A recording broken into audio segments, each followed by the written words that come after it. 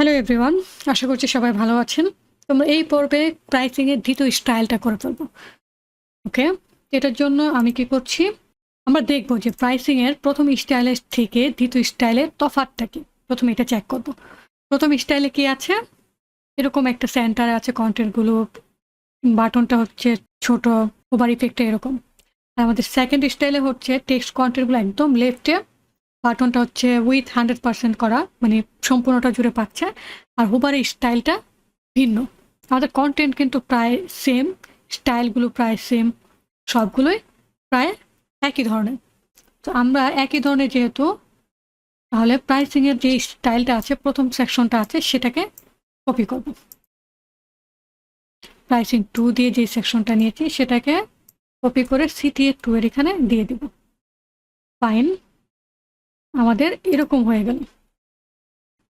যেহেতু স্টাইলগুলো সেম, আপনি দেখতে পেলেন যে স্টাইলগুলো সেম, কন্টেন্টগুলো সেম, শুধুমাত্র ওভার স্টাইলটা চেঞ্জ হবে আর হচ্ছে কন্টেন্টগুলো লেফটে যাবে। এই ধরনের স্টাইল যখন থাকবে, আমাদের বিভিন্ন ধরনের স্টাইল থাকবে, 2, 3, 2-3টা ধরনের থাকবে। আমরা চেক করব কমন স্টাইলগুলো কি আছে। যদি একদমই কমন স্টাইল না থাকে, তাহলে আমরা ভিন্নভাবে কাজ করব। যেহেতু আমাদের কমন স্টাইল একটা আছে, সব কন্টেন্ট এক, ফন্টের স্টাইল এক, সেহেতু আমরা একভাবে কাজ করবো। আমি দেখাচ্ছি কিভাবে কাজ করব। প্রথমত আমরা প্রাইসিং বক্স নিয়েছি, তাই না? এখানে প্রাইসিং বক্স নিয়েছি। এইখানে আমরা যেটা করব, প্রাইসিং স্টাইল হচ্ছে 1। প্রথম যে টিপটা নিয়েছিলাম প্রাইসিং বক্সের সাথে, নিব হচ্ছে প্রাইসিং স্টাইল 1। প্রাইসিং স্টাইল 1, ঠিক আছে? এই কাজটা আমি সার্ভিস পেজও করে ফেলছি, কারণ সার্ভিসও আমাদের একই ধরনের। যেহেতু আমরা একটু চেঞ্জ করবো এখানে, যেহেতু আমি এখানেও নিয়ে নিচ্ছি। আমরা দেখছি কি কাজ করছে, একটু বোঝার চেষ্টা করেন আসলে কি হচ্ছে। প্রাইসিং স্টাইল 1 একটা ডিপ নিয়ে নিলাম প্রাইসিং বক্সের সাথে। ওকে, ফাইন। এবার যেটা করব, আমরা যে হোবার স্টাইলগুলো নিয়েছি, এই যে হোবার স্টাইলগুলো নিয়েছি, তারপর হচ্ছে বিফোর আফটার দিয়ে এই কাজগুলো করেছি না, এই সবগুলো নিয়ে নেব হচ্ছে আমরা প্রাইসিং স্টাইল 1-এ। যে প্রাইসিং বক্স আছে না, এটা নিচে আমরা প্রাইসিং স্টাইল 1 ক্লাসটা নিব। যে যে কাজগুলো কমন স্টাইলের বাইরে, সেই কাজগুলো আমরা এখানে দিয়ে দেব। আমরা একটু দেখি কমন কাজগুলোর বাইরে কোনটা আছে। বাটনের স্টাইল, তারপর হচ্ছে হোভার স্টাইল, এগুলো হচ্ছে বাইরে। সো আমি এই যে বিফোর থেকে ধরে একদম সম্পূর্ণটাকে কাট করে প্রাইসিং স্টাইল 1-এ দিয়ে দিব। আর প্রাইসিং বক্সে শুধুমাত্র এইটুকু কন্টেন্ট আমি রাখছি। বর্ডার রেডিয়াস, বর্ডার, মানে যে border radius, border, background, padding, এগুলো কিন্তু সব একই রকম আমাদের কমন স্টাইলেও, তাই না? যে এখানে যা, এখানেও কিন্তু তাই। সো আমরা শুধুমাত্র প্রাইসিং বক্সে রাখছি হচ্ছে এইটুকু, আর বিফোর দিয়ে যা আছে সবগুলো এখানে নিয়ে নিচ্ছি। এখন প্রাইসিং স্টাইল বিফোর যেহেতু এখানে নিয়েছি, তাহলে অবশ্যই পজিশন রিলেটিভ দিয়ে দিতে হবে। তাহলে কি হবে দেখুন, এই যে স্টাইল কিন্তু ঠিকই পাচ্ছে, প্রথম স্টাইলটা যেটা দিয়েছি ঠিকই পাচ্ছে, কিন্তু দ্বিতীয়টাই কিন্তু আর নাই। কারণ দ্বিতীয়টা আমরা প্রাইসিং স্টাইল 1 দিই নাই, তাহলে হোভার ইফেক্টটাও এখানে থেকে সরে গেছে। একটু বোঝার চেষ্টা করুন বিষয়টা আবার কি হচ্ছে, আমার সাথে একটু বোঝার চেষ্টা করুন। আমরা প্রাইসিং স্টাইল 1টা নিয়েছি, ক্লাস নেম দিয়েছি প্রাইসিং বক্সের সাথে। জাস্ট আমাদের যে ডিফারেন্ট স্টাইলটা আছে, হোভার, তারপর বাটন যেগুলো আছে, সবগুলো আমরা প্রাইসিং স্টাইল 1-এর মধ্যে নিয়ে নিয়েছি, যাতে করে আমরা কমন যে স্টাইলগুলো আছে সেটাকে আলাদা করতে পারি। এবার যে সেকেন্ড স্টাইলটা আছে, আমরা সেটাতে দিব প্রাইসিং বক্সের সাথে pricing style 2। Pricing style 2, pricing style 2। এখন আমরা নতুন যে হোভার স্টাইলটা করব, সেটা এখন এখানে দিয়ে দিতে পারবো। একই কোড, একই কমন কোড যেগুলো আছে, আমাদেরকে কি করতে হলো, এই যে প্রাইসিং টাইটেলের স্টাইল, প্রাইস, ইউএল, ফিচার, এগুলো কিন্তু আমাদেরকে আর লিখতে হলো না, তাই না? এটা আমাদেরকে আর লিখতে হলো না, জাস্ট আমরা হোভার স্টাইলগুলো চেঞ্জ করে একটা ক্লাসের মধ্যে থেকে নিয়ে নিলাম। এইভাবে আমরা 2-3টা স্টাইল অ্যাড করতে পারবো। আমরা এখানে প্রাইসিং স্টাইল 2 এর মধ্যে হোভার স্টাইলগুলো নিয়ে নেব। ওতে কী কী চেঞ্জ করতে হবে, এখানে টেক্সট অ্যালাইনগুলো সেন্টারে আছে, হেডারে লেফটে নিতে হবে।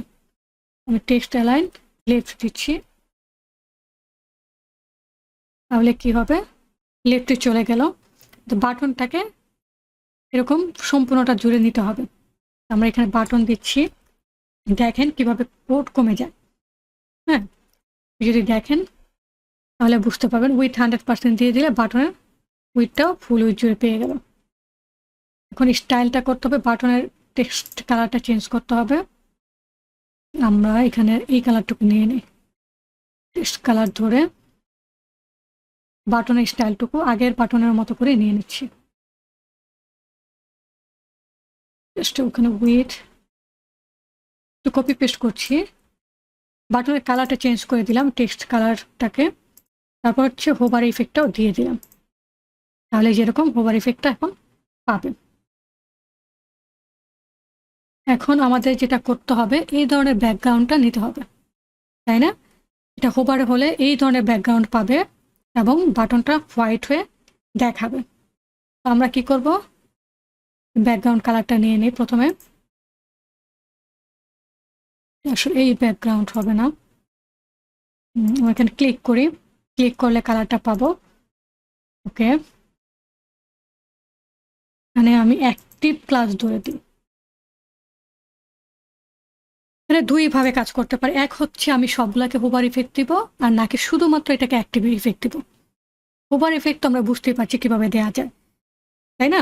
আমরা এটাকে অ্যাক্টিভ ইফেক্ট হিসেবে রাখবো, শুধুমাত্র এটা অ্যাক্টিভ থাকবে আর বাকি দুটো যেভাবে আছে সেভাবেই থাকবে। জাস্ট আমরা বাটনে একটু স্টাইল করে দেবো হোভারে গিয়ে। এটা করার জন্য আমি যেটা করব, মিডলে যেটা আছে না, এখানে দেবো হচ্ছে অ্যাক্টিভ ক্লাস দেবো, আরেকটা ক্লাস দেবো active, pricing style 2 active class. এখানে কি হবে, ডট দিব, অ্যাক্টিভ ক্লাস নামটা দিব, ক্লাস নেমটা দিব, পিজি দিব, ব্যাকগ্রাউন্ড এটা দিয়ে দিব। তাহলে ব্যাকগ্রাউন্ডটা চলে আসলো। তো বর্ডার রেডিয়াসটা ঠিক করে দিই, এখানে বর্ডার কালারটা আমরা চেঞ্জ করে দিব, যেহেতু আমরা এই ব্যাকগ্রাউন্ড দিচ্ছি। তাহলে যে বর্ডারটা একটু সমস্যা ছিল সেটা ঠিক হয়ে গেল। এখন সবগুলো টেক্সটকে আমাদের ঠিক করতে হবে, হোয়াইট করতে হবে। হোয়াইট করার জন্য আমরা যে অ্যাক্টিভ ক্লাসটা নিয়েছি এটার ভিতরে আমরা হোয়াইট করব। প্রথমে কোনটাকে হোয়াইট করব, প্রাইসিং টাইটেলকে হোয়াইট করব। প্রাইসিং টাইটেল কালার হবে হোয়াইট, তারপর হচ্ছে প্রাইস কালার হচ্ছে হোয়াইট, তারপর সবগুলোই হোয়াইট আছে, তো এগুলোকে হোয়াইট করে নিই। প্রাইসিং হেডার ULLI আমরা একসাথে গ্রুপ করেও করতে পারি, আমি আপাতত আলাদা করে দেখাচ্ছি। তারপর হচ্ছে এই ফিচারগুলো,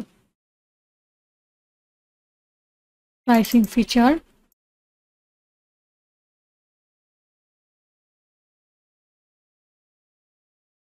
কালার হবে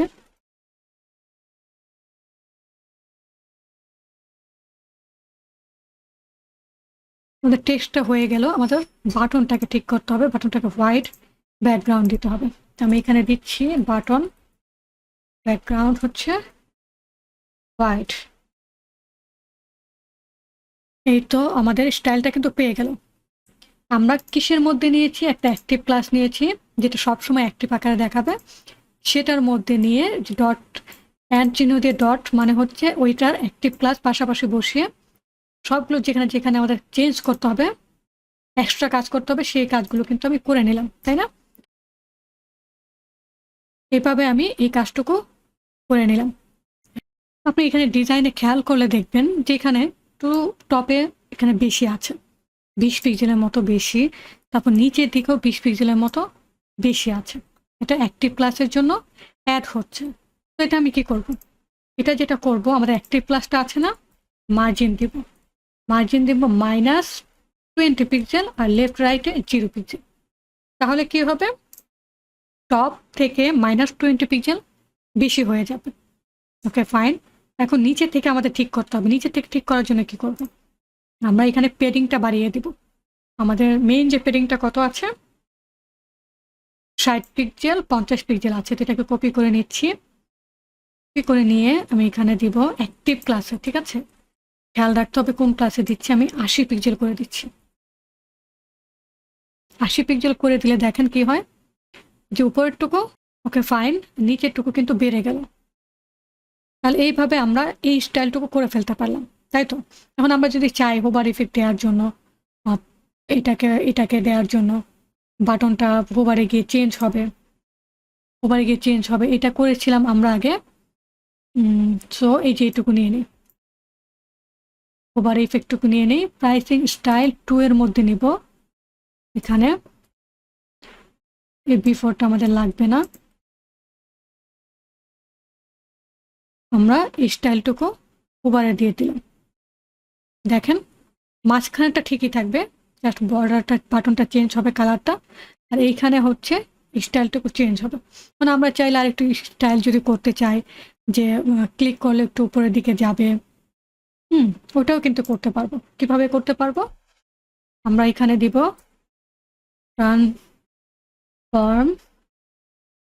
ট্রান্সলেট y -20 পিক্সেল দিচ্ছি, দেখি কি হয়। এই যে উপরের দিকে যাচ্ছে, তাই তো। এখন এটা যখন আমরা হোভারে দিচ্ছি, অবশ্যই কি করব, মেইন ডিপটায় দিব, মেইন ডিপটায় 0 করে দেব, আর এখানে ট্রানজিশন দিয়ে দিব 4 সেকেন্ড দিচ্ছি। তাহলে আমাদের স্টাইলটা এখন এরকম হয়ে গেল। আপনি কমিয়ে বাড়িয়ে দিতে পারেন। আমি 20 পিক্সেল দিয়েছি, আপনি 10 পিক্সেল দিতে পারেন। এভাবে আমরা একটা স্টাইল করে ফেলতে পারি, অল্প একটু হলো। ওকে, এই হচ্ছে আমাদের সেকেন্ড স্টাইল। আপনার কাজ হবে, আপনি এটা প্র্যাকটিস করবেন যে আমরা এখানে হোভারে গেলেও এই স্টাইলটুকু, অ্যাক্টিভ ক্লাসের স্টাইলটুকু কীভাবে পেতে পারি, এটা আপনি প্র্যাকটিস করবেন। আপনার জন্য বাড়ির কাজ থাকলে অবশ্যই দেখাবেন। আমাদের প্রাইসিং স্টাইল 2 কিন্তু হয়ে গেল। নেক্সট ভিডিওতে আমরা এই পেজটাকে রেসপন্সিভ করে ফেলব। ধন্যবাদ সবাইকে, দেখা হচ্ছে পরের ভিডিওতে।